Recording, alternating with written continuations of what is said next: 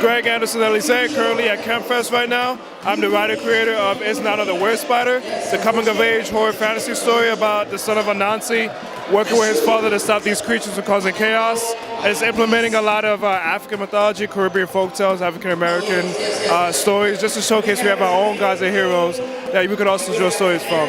And you are watching the Bitten Apple TV.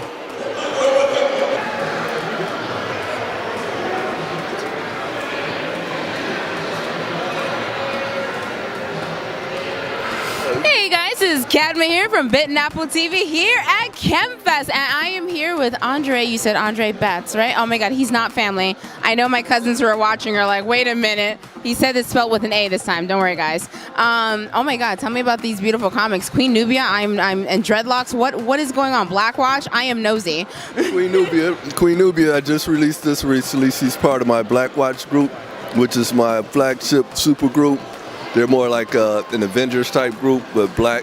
We have the Dreadlocks is my flagship character, of course. I've been doing him the longest since maybe '95.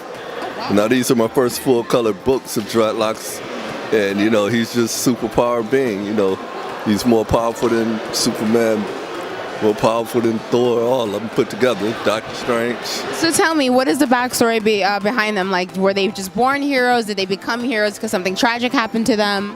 Well, Queen Nubia was born a hero, whereas Dreadlocks, he wasn't really born a hero. He was sacrificed to the gods of Kemet, and they ended up taking his soul and turning it into a spirit and breathed life into him and made him a physical being, and they created him into a superhero as opposed to him just being born that way. It sounds like a really bad day. Like, everyone thinks you had a bad day at work and he gets sacrificed to the gods. I mean, it kind of works out in the end, but like nonetheless, like that sounds like a bad day. You're like, man, what happened to you? I was sacrificed today, man. How about you? Like, oh, okay. Keep in mind, he was stillborn, so he wouldn't have known if it was a bad day or not, unless his energy was looking at him prior to him being born. Oh my God, no, that's very intense and very deep. I like that because that's not something you would normally hear in your comic books, and I like how real that is. Now, what I want to know is for your lead protagonist, tell me more about the antagonist for Queen Nubia as well as for Dreadlocks. Well, we have several antagonists. Dreadlocks, he has a universe of antagonists. Him and Queen Nubia, both their antagonists kind of cross realms from one another. Like I have the Serpentis character, which is a character that's venomous. She can bring, you know, the dead to life, and we have Bloodstone, we have Sir Madness, we have Tamu, we have several antagonists. There's no set particular antagonist except for Set Typhon, which is the one that brings all these beings into their universe. And now, what was the creation behind these villains? I mean, because I write myself, so sometimes you kind of take it from something that you've seen or read, or sometimes the people you know. Like, it's just like it becomes like a blur when as a creator. Right. Well, in my case, my antagonist stems from the other side of a human, meaning, like, say for instance, we have two natures about ourselves. We have the lower nature, we have the higher nature. So that same nature that's within the villain is also, you know, the good is in him as well. Just like with the good guy, he has a lower nature that can always come out at times. So what I do is I create my villains to be based on lower nature only until they're able to raise themselves up to that higher level. They may become like good all the time, but I doubt that because we're dual-natured individuals. I like the fact that you're incorporating the contrast of the fact that the villains do have an opportunity in their lives to actually improve themselves, which, in a sense, like, I guess if you are quote-unquote a villain yourself, that doesn't mean you can't improve. If something bad happens to you, did something bad, that doesn't mean you can't do better in life. So I like the fact that you have that strong message in there. It's never the lead character. Who's your favorite character? There's always like some side guy at a coffee shop. Like, who's your favorite character who speaks to you? Dreadlocks. Really, the lead character? Oh my God, you were the first creator to tell me that like your favorite character is the lead character. Someone always picks like someone from the bookstore, like a side character, and I'm like, okay. Now, also what I want to know is in regards to Dreadlocks and Queen Nubia, what is the protagonist like hardest tribulation that they sort of have to go through, like that internal struggle? Well, Dreadlocks, his internal struggle is basically learning who he is or whatever, because he's fairly new to being a superhero, and he's in the Earth realm or whatever, and he doesn't really know much about how to interact with people. He does and he doesn't. He's like I've never even seen people before. How do I supposed to react? But there's two people that helps him out a lot, and he's learning more through them. All he knows is to battle for the most part. Whereas Queen Nubia, hers is more about the male energy. You know, the male energy seems to bring her down a lot, and she has to understand that she has to know how to deal with males. Is this a book about my life? Hold on. No, about the average female. I think this is absolutely, and I have to ask, is Queen Nubia like based on any particular female that inspired you, like maybe a mom, a sister, a friend, or just like a collaboration of all of them?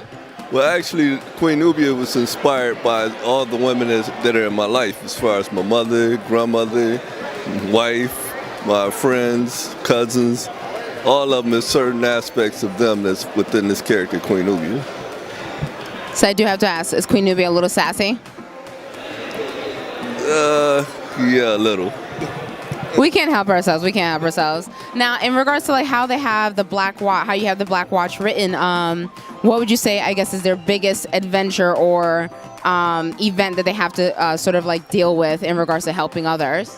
Well, right now they're dealing with the character that I call Fifth Dimension.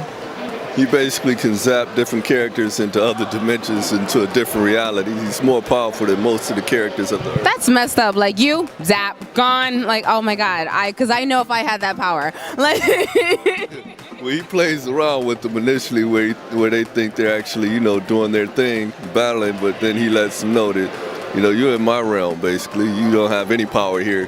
So basically they have to learn to deal with him, but they're really not going to deal with him because the master teacher is going to come and deal with him, because he's the reason why this character, Fifth Dimension, is in the area where he is anyway.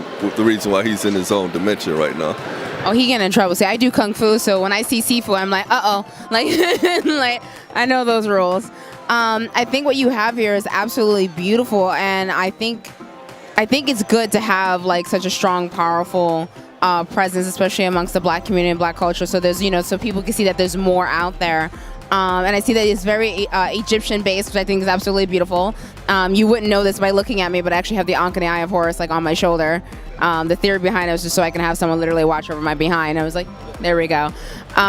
So what from Egyptian culture or mythology would you say that you've adopted, in particular, writing into your books?